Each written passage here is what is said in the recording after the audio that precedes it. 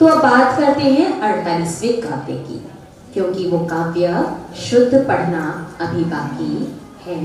तो थोड़ा सा देखिएगा व्हाइट बोर्ड पर।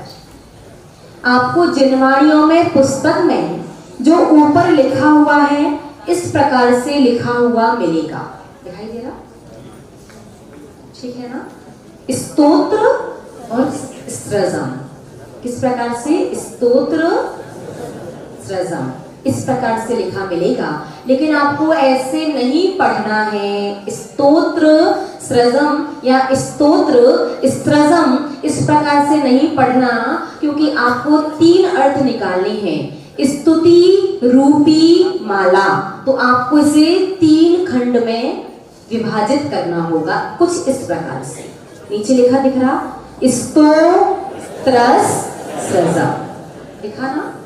स्तोत्रस सृजम। तो चलेगा, देखते हैं 48वां काव्य किस प्रकार से पढ़ना है। स्तोत्रस सृजम तव जिनेन्द्र गुणैर् निबद्धाम् भक्त्या मया विविध। कुछ जिनवाणियों में विविध के स्थान पर रुचिर शब्द आपको मिलेगा। यद्यपि दोनों ही शब्दों के यदि अर्थ निकालोगे तो अर्थ एक ही निकलेगा, लेकिन विविध शब्द थोड़ा प्राचीनता को लिए हुए हैं और रुचिर शब्द अर्वाचीन है।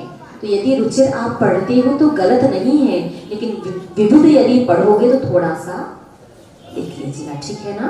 भक्त्या मया विविध वर्ण विचित्र पुष्पाम धत्ते जनो य इह कंठ गता मजस्रम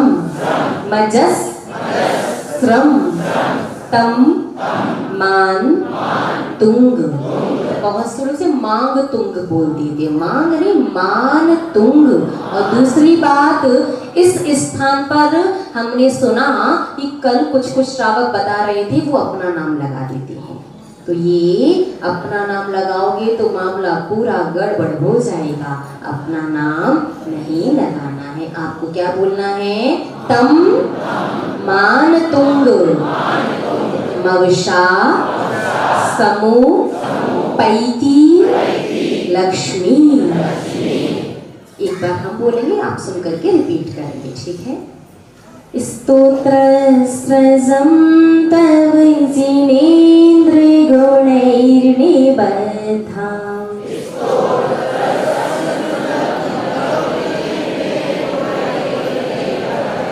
स्तोत्र सृजम तव जिनेन्द्र गुणैर्निबद्धाम् स्तोत्र सृजम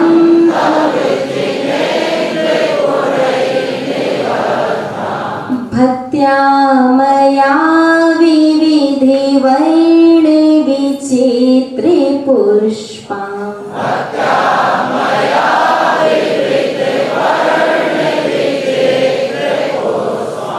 धत्ते जनो या इह कंठे गता मजस्रम्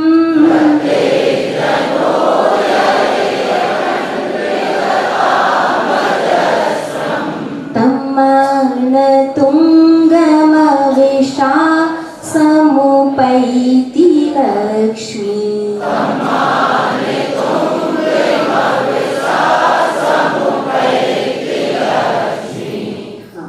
बिल्कुल ही जल्दबाजी नहीं करनी है, एक एक शब्द को बिल्कुल आराम आराम से पढ़ो तो छंद भी भंग नहीं होगी और आपको अधूरा और गलत भी पढ़ने में नहीं आएगा। एक बार हमारे साथ रिपीट कीजिए, उसके बाद मिल करके। स्तोत्र सृजम तव जिनेन्द्र गुणैर्निबद्धाम् भक्त्या मया विविधे वर्ण विचित्रे पुष्पाम् धत्ते जनो या इह कंठे गता तम्माने तुंगमविषा समुपैति लक्ष्मी।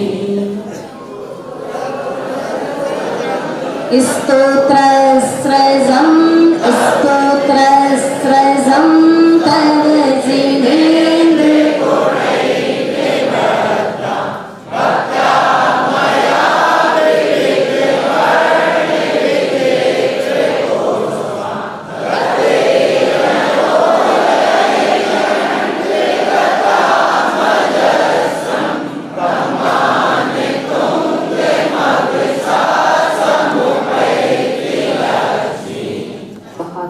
से पढ़ा आपने।